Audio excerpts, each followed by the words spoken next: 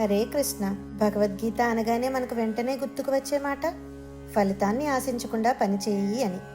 కానీ ఈ ఒక్క మాటను మనం సరిగ్గా అర్థం చేసుకోక జీవితంలో ఎన్నో ఇబ్బందులు పడుతూ ఉంటాం. ఫలితాన్ని ఆశించవద్దు అంటే లక్ష్యం లేకుండా పని చేయమని కాదు, లేదా గమ్యం గురించి ఆలోచించవద్దని అంతకంటే కాదు. మరి కృష్ణుడు చెప్పిన అసలు రహస్యం ఏమిటి? కర్మ సన్యాస యోగం మనకి ఇచ్చే స్పష్టత ఏమిటి తెలుసుకుందాం. జీవితం అనే ప్రయాణంలో మనం చేసే పనులే మనల్ని నిర్దేశిస్తాయి. అయితే ఇక్కడ ఒక విషయాన్ని మనం చాలా స్పష్టంగా గుర్తుంచుకోవాలి.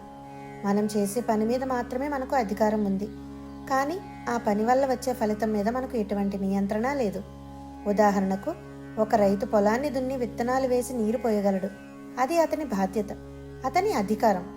కానీ సరైన సమయానికి వర్షం పడడం, పంట చేతికి రావడం అనేది అతని చేతుల్లో లేని అంశం. ఫలితం మీద అధికారం లేదు అని తెలుసుకోవడమే నిజమైన జ్ఞానం.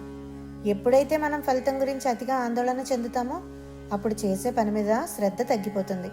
అందుకే ఫలితాన్ని భగవంతుడికి వదిలేసి చేసే పనిని పరిపూర్ణంగా చేయడమే కర్మయోగం.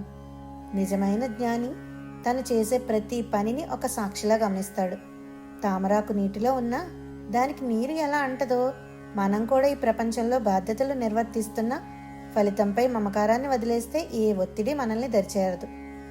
మనం పడే కష్టాలకు, అశాంతికి కారణం బయటి వస్తువుల్లో సుఖం వెతుక్కోవడమే. కానీ శాశ్వతమైన ఆనందం మన అంతరాత్మలోనే ఉంది. ముఖ్యంగా కోపం, భయం, మితిమీరిన కోరికలను అదుపులో ఉంచుకున్నప్పుడు మన మనస్సు నిశ్చలమవుతుంది. అందరినీ సమానంగా చూసే మనస్తత్వం అలవాటు చేసుకున్నప్పుడు ఏది జరిగినా అది మన మంచికే అని గ్రహిస్తాం. మనందరికీ ఒక పరమమిత్రుడు తోడున్నాడని నమ్మడమే ఈ అధ్యాయం మనకు ఇచ్చే ధైర్యం. పనిని నిర్లక్ష్యం చేయడం సన్యాసం కాదు.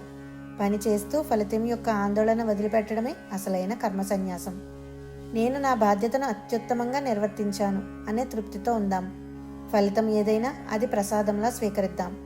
అప్పుడే మనం ఈ ప్రపంచంలో మన చుట్టూ జరిగే అంశాలు మనకు అంటవు. ఇదే కర్మ సన్యాస యోగం యొక్క అసలు సందేశం. జై శ్రీకృష్ణ.